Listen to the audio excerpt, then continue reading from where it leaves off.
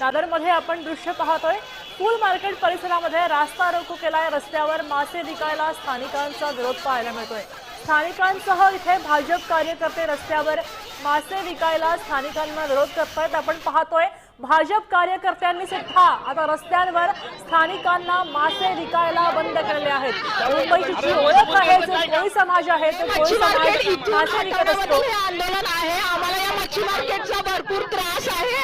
आम्हाला मच्छी मार्केटचं पाणी अंगावर पडतं। सकाळी 3-4 रोड ब्लॉक असतो सकाळचा। इकडून आम्हाला जाण्या येण्याला वाहतूक कोंडी तर होतेच, पण आमच्या मुलांचे पण खूप या वासाने हाल होतात। डेंग्यूचे पेशंट आमच्या सोसायटीमध्ये भरपूर सापडतात, त्यामुळे आम्हाला हे मच्छी मार्केट हटलंच पाहिजे।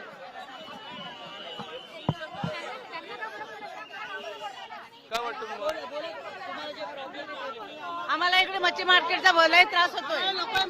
मच्छी मार्केट नको आहे इथे। त्याचं कोणी पण नाहीये, त्याचं कोणी पण नाही, कोण आमचं ऐकत नाही। आम्ही किती वेळा गेलो तरी आमचं कोण जुमानत नाही। हे लोक मग त्रास होतो आमचं